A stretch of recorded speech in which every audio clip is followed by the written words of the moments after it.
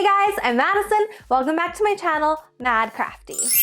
So today I wanted to talk everything crochet.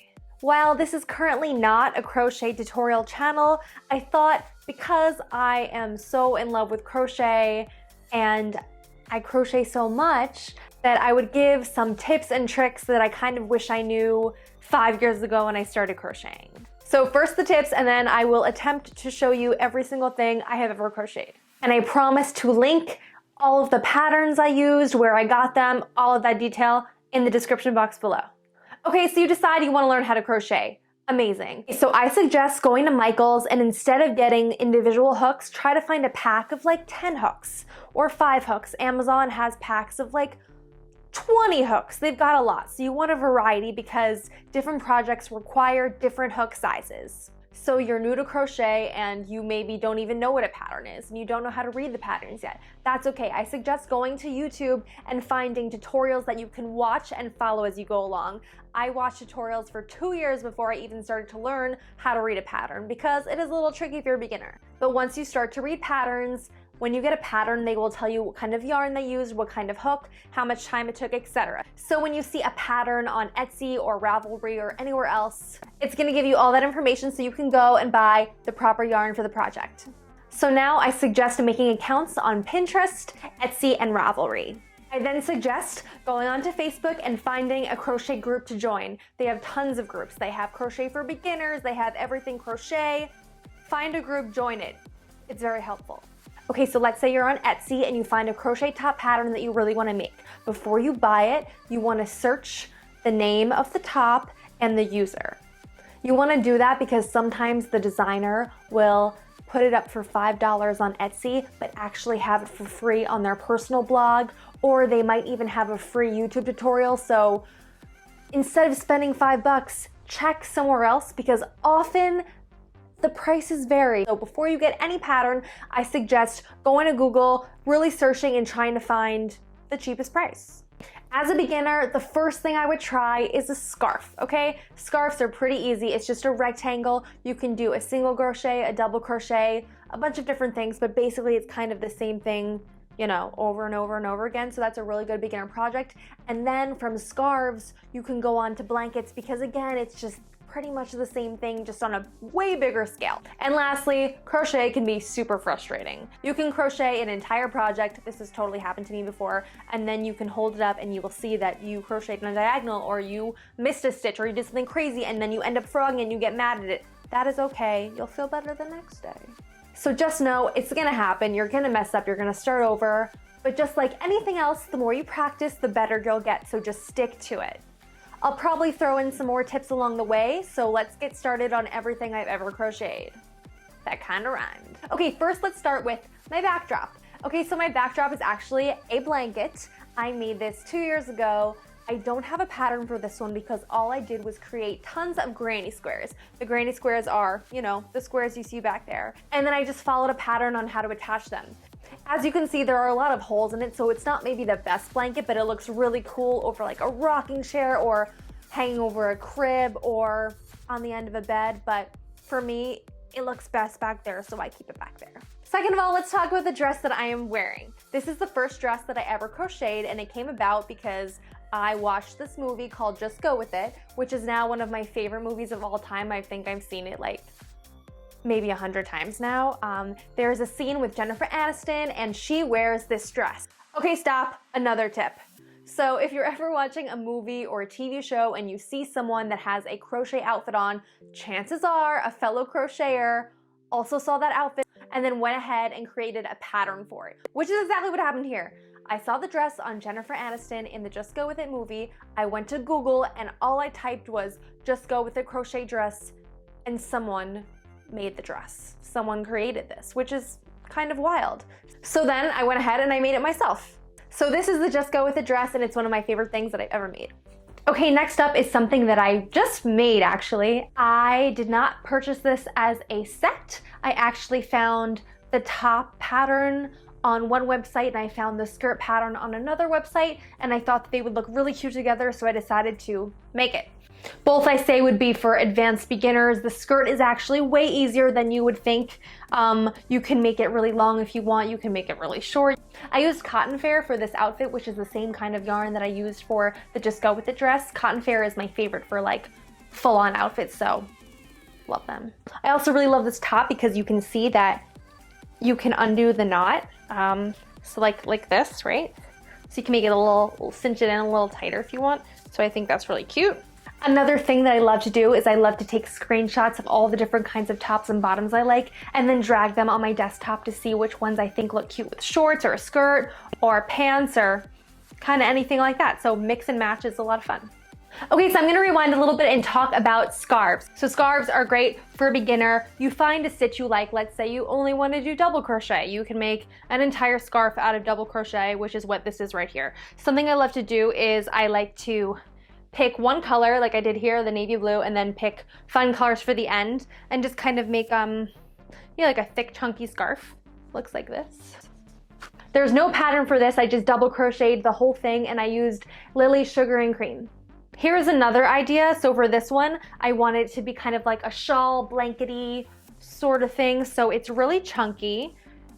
And my favorite part is that you can, let's say you're on a hayride in October and it's chilly or a haunted house, you can kind of wear it over like this, or if you want to have it over like a nice jean jacket and kind of bunch it up really heavy. And I've got fringe on the end. Fringe is really easy to do. I just kind of made knots and put tassels at the end, kind of like that.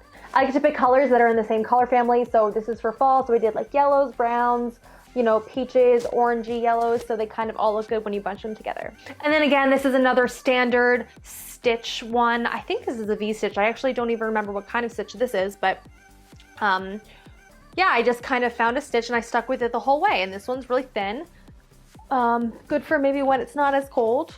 Another tip is that the thing that's amazing about scarves is if you want to go backward and kind of first go to Michael's and find yarn you want to use, pretty much you can make a scarf with any type of yarn. So it's fun to go into Michael's, look through the sale bin, look through the clearance, find fabulous yarn, and then go back home and make a scarf out of it. I do that all the time. This is fun to do with ombre yarn or a yarn with a lot of texture, or maybe you find yarn that has like, I don't know, little frillies or frollies, or sometimes the yarn has like little stuff sticking out of it, and that looks really cute and gives the scarf some texture, so that's another good idea to do.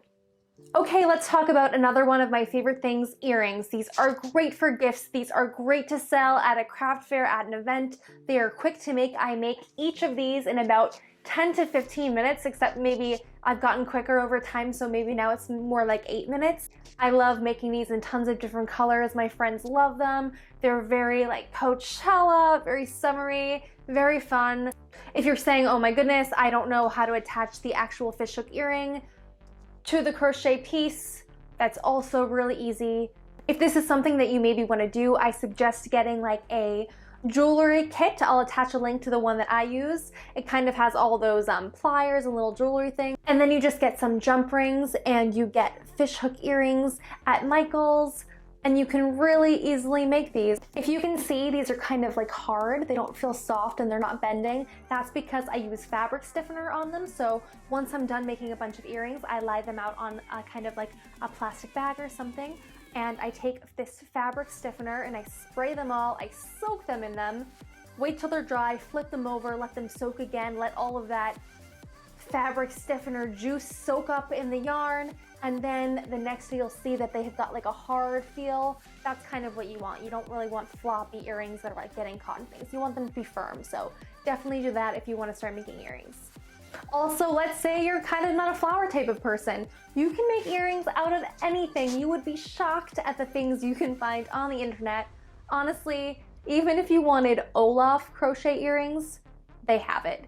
If you think in your mind, look it up, chances are someone made a pattern for it. There's this woman that I love. She's on Etsy. She makes tons of Disney and Pixar little crochet decals that you can attach to shirts, to dresses, to whatever you want, or you can make them into earrings. And they are so cool. Let's move on. Here is a cute crop top t-shirt I made. This one was really quick. I found this on Pinterest and I will attach the link below. I really got nothing to say about it except it's cute and flirty. You can do it in one color, you can do it in color block like I did. This is really cute with like high-waisted jean shorts, little glasses, cute for a spring day, maybe on the boardwalk.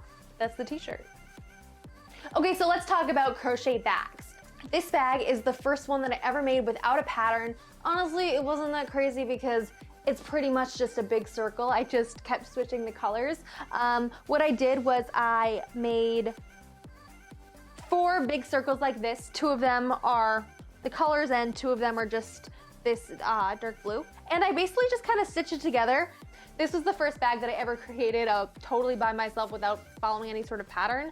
So I would do some things differently if I were to do it again. But basically, I put kind of like a rug canvas in between these 2 circles so that it would give the bag some form and kind of not flop over, but it is still a little bit floppy, so I don't suggest using that. Next time I would have to find something more sturdy to put in there, but you get the idea, and I love it forever because it was my first one. Next is a crochet drawstring bag that I made my mom. I love this. Again, this was kind of super simple, easy. You can see, you pull it open, use it, pull it closed. We put a lot of stuff in here. It packs up nicely, so this one was really good.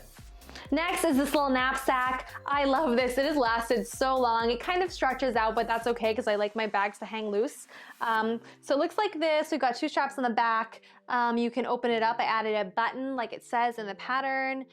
You flip it open. There's another drawstring here so everything stays secure. So it looks kind of slouchy because the base of this is a circle. So you're gonna see everything kind of hangs that way. I never really put heavy things in this bag. We kind of just throw like shawls, scarves, or our glasses in there. But it looks really cute with kind of a summer dress. So these circle bags are also really popular. Instead of using a crochet handle, I decided to go to the store. I actually went to this really cool store in Brooklyn and I bought this really long necklace and I decided to use it as the handle. I attached it with, honestly, these are just keychains. I thought it looked cool. I think this is something else that is a great gift for a friend.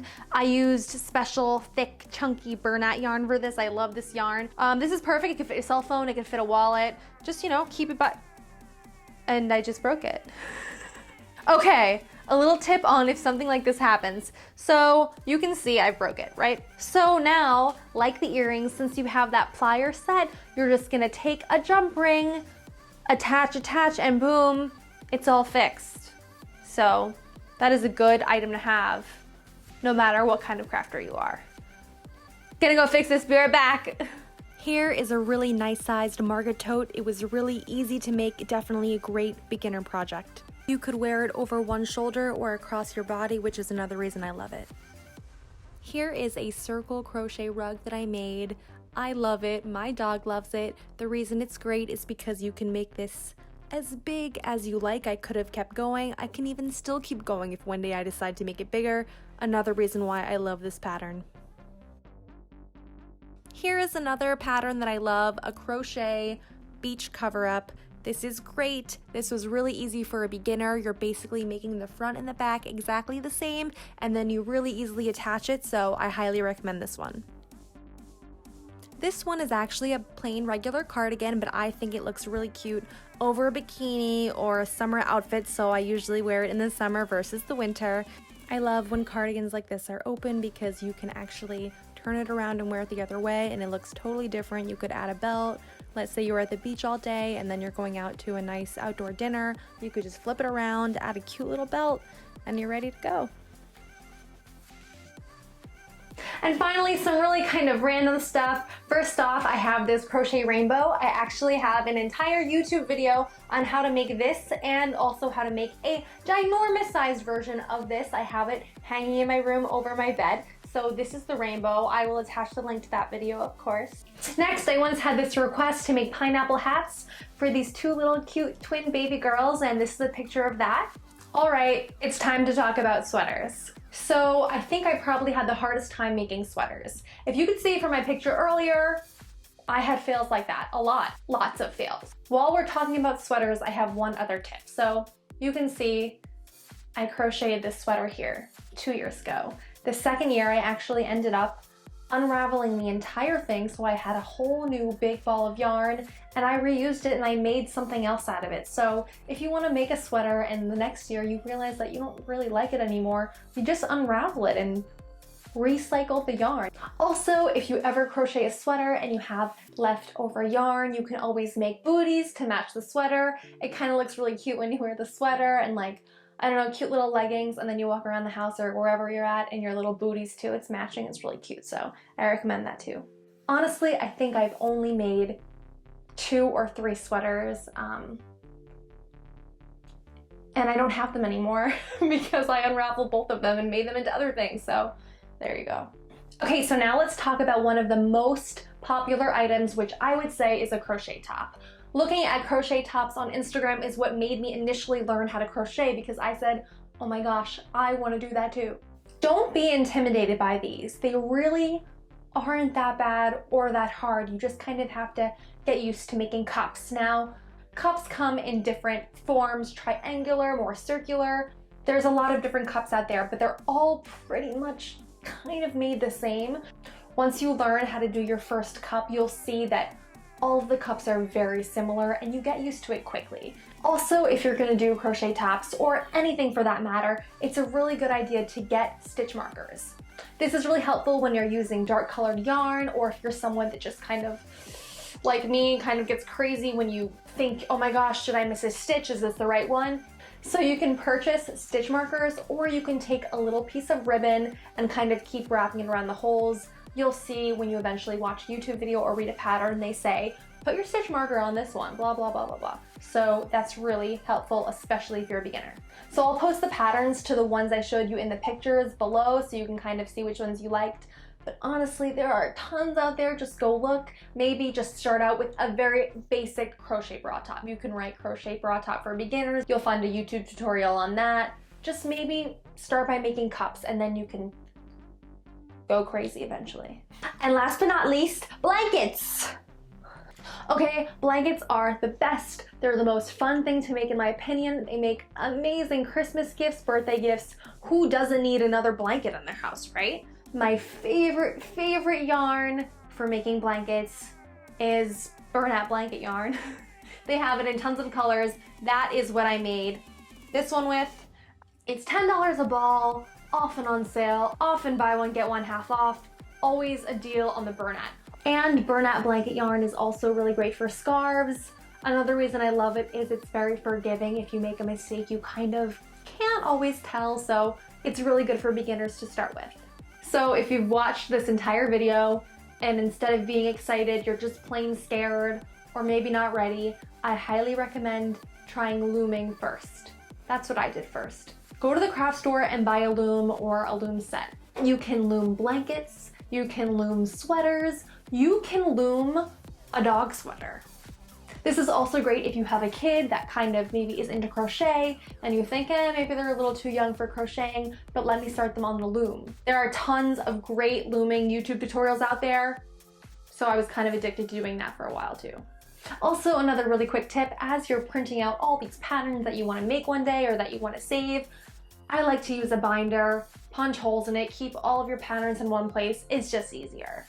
Also, just to be totally clear, all of the clothes I'm wearing in this video were designed by other people. I did not make these. I followed people's patterns or tutorials online, which is why I am including all the links, crediting them, and encouraging you to go and buy their patterns because they're great.